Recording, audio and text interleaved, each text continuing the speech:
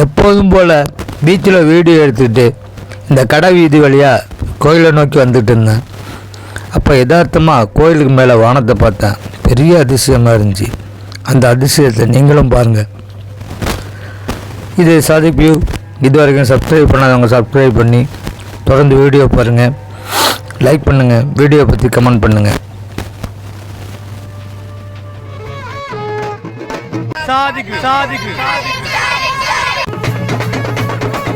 Dear friends, இது Sadiq view.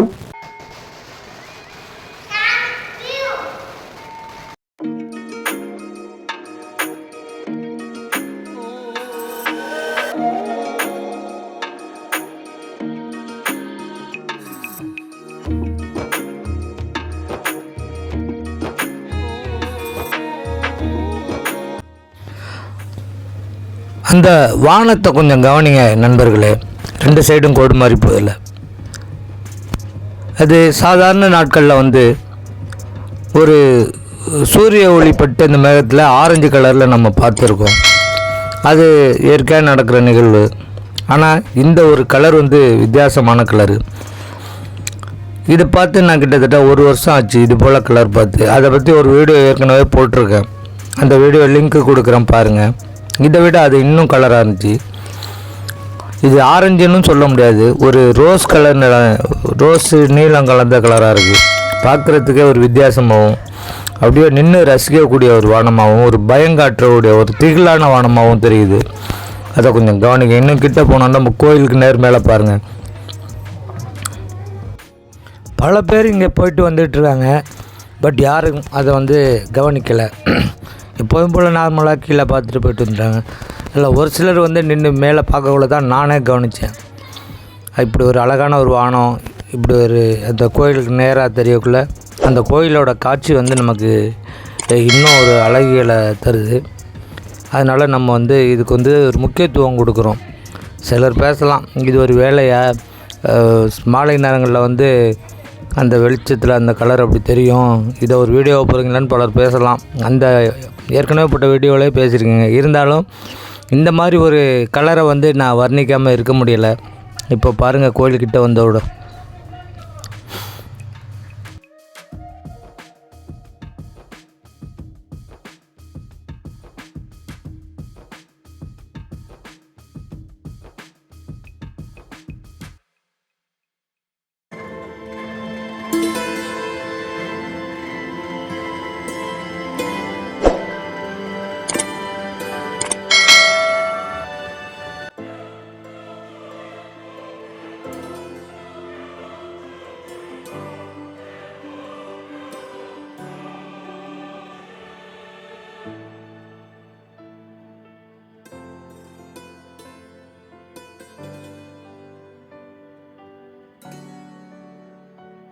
கோயில் நெருங்க என் ஆர்வமும் அதிகமாகுது. காட்சியும் ரொம்ப அழகாக தெரியுது. இந்த இடத்துல நின்று பாருங்கள், பின்னாடி உள்ள பேக்ரவுண்டு கலரை, அதோட இந்த கோயிலையும் வச்சு பாருங்கள் எப்படி இருக்குன்னு. ரசிக்காதவங்களுக்கு கூட ரசிப்பாங்க. இது இங்கே வீடியோவில் எப்படி தெரியுதுன்னு தெரில. பட் நேரில் நின்று பார்க்கும்போது அப்படியே மெய் மறந்து நிற்க தோணுது.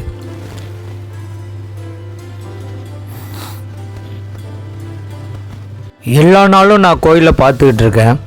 ஆனால் இன்றைக்கி இது போன்ற ஒரு கிளைமேட்டில் பார்க்கும்போது நான் வேளாங்கண்ணியில் இல்லாத போல் வேறு ஏதோ ஒரு ஊரில் நிற்கிற போல் ஒரு உணர்வை உணர்கிறேன். இது போல் எப்போதும் இருந்தால் நல்லாயிருக்கும் அப்படிங்கிற மாதிரி தோணுது. மிக அழகான ஒரு காட்சி. இதை எத்தனை பேர் ரசிக்கிறாங்கன்னு தெரியல. ஒருவேளை இந்த வீடியோ பார்த்த பிறகு இது போல் வானத்தில் தெரிஞ்சால் பார்த்து ரசிப்பாங்கன்னு நினைக்கிறேன்.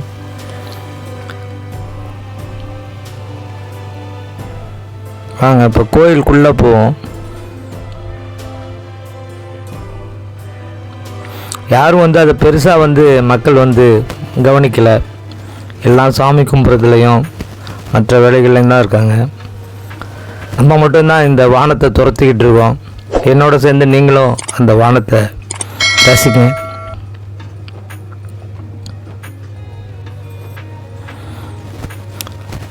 ஏதோ ஒரு சின்ன சின்ன விஷயங்களில் நம்ம அறியாமல் நம்ம மனம் அதில் லயிச்சு போயிடுது. அப்போ வந்து அந்த அழகு இன்னும் மெருகூற்றப்படுது. நம்ம மனசு லேசாகுது. எவ்வளவு மனசில் பாரங்கள் வச்சுருந்தாலும், எவ்வளவு கவலைகள் வச்சுருந்தாலும், ஏதோ ஒரு அழகை பார்க்கக்குள்ள, அதை மனமாற ரசிக்கக்குள்ள அந்த மனம் லேசாகிடுது. நம்ம கவலையெல்லாம் மறந்துடுது. ஒரு பக்கம் கோயில் மேலே உள்ள பக்தி, இன்னொரு பக்கம் இது போல் ஒரு இயற்கை சூழல். இப்படி ஒரு சூழலில் இந்த மாதிரி ஒரு சுச்சுவேஷனில் நம்ம வந்து சாமி கும்பிட்டுட்டு இந்த வானத்தை ரசிச்சுக்கிட்டு அந்த பீச்சை போய் பார்த்துட்டு வரும்போது கண்டிப்பாக நமது நோயெல்லாம் நீங்கிறதுக்கு வாய்ப்பு இருக்குது. நம்மளோட கவலைகள் மறக்கிறதுக்கு வாய்ப்பு இருக்குது. வானத்தில் ஏற்பட்ட இப்படியான மாறுதல் வந்து நான் இதை வந்து 3வது தடவை பார்க்குறேன். இது போல் மற்ற ஊர்களில் அமைஞ்சிருக்கா, பார்த்துருக்காங்களா அப்படிங்கிறத பற்றி யாருக்காவது தெரிஞ்சால் கமெண்ட் பண்ணுங்கள்.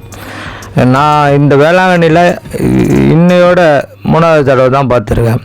ரெகுலராக நான் வேளாங்கண்ணியில் தான் இருக்கேன். ரெகுலராக கோயிலில் வீடியோ எடுக்கிறேன். இருந்தாலும் இந்த ஒரு வண்ணத்தில் இப்படி ஒரு அழகான ஒரு காட்சிகள் வந்து எப்போயாவது தான் பார்க்க முடியுது. இதை பற்றி தெரிஞ்சவங்க கமெண்ட் பண்ணுங்கள். நான் இதை வந்து ஒரு நம்பிக்கை அப்படிங்கிற ஒரு விஷயத்துக்குள்ளே கொண்டு வரல. நான் வானத்தோட அழகுகளை தான் வந்து இந்த வீடியோவில் சொல்லியிருக்கேன். சிலர் வந்து என்னை வந்து மூட நம்பிக்கையில் பேசுகிறேன் அப்படிங்கிற மாதிரிலாம் அந்த போன வீடியோவில் சொல்லியிருந்தீங்க. எனக்கு மூட நம்பிக்கைலாம் இல்லை. இப்படி ஒரு அழகை வந்து எடுத்து போட்டு மக்களையும் பார்க்க வைக்கணும் அப்படிங்கிறது தான் என்னோடய ஆசை. அதனால தான் நான் வந்து இதுக்கு வந்து ஒரு முன்னுரிமை கொடுத்து எடுத்துக்கிட்டு இருக்கேன். பாருங்கள், இப்போ இந்த கலரை பாருங்கள்.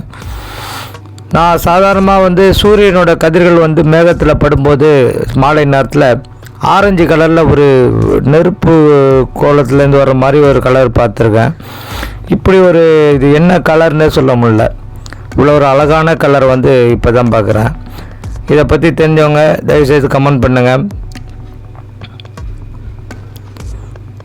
உங்கள் ஊரில் இது மாதிரி வண்ணம் வந்து தோன்றுதான்னு கவனிங்க.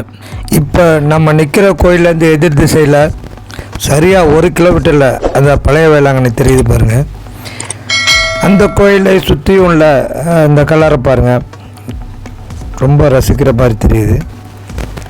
இதை முடிச்சுட்டு அங்கே போய் பார்க்கலான்னு நினைக்கிறேன். இப்போ அடுத்ததாக கோயில் மேலே ஏறி அந்த மேல் தளத்தில் நின்று எடுப்போம். அது எப்படி இருக்குன்னு பார்ப்போம். வாங்க மேலே போவோம்.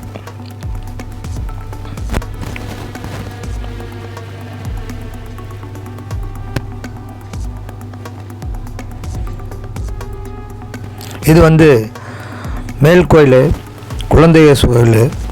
இங்கே நின்று நம்ம அந்த எதிர் திசையை பார்ப்போம். மாதாக்குளம், அந்த இயேசு கிறிஸ்தவரோட பெரிய உருவம், அதற்கு மேலே உள்ள வானத்தை கவனிங்க. இதை தான் நான் வந்து ஹைலைட்டாக நினைக்கிறேன். ஒரு அற்புதமான ஒரு காட்சி. ரொம்ப நல்லா இருக்குது.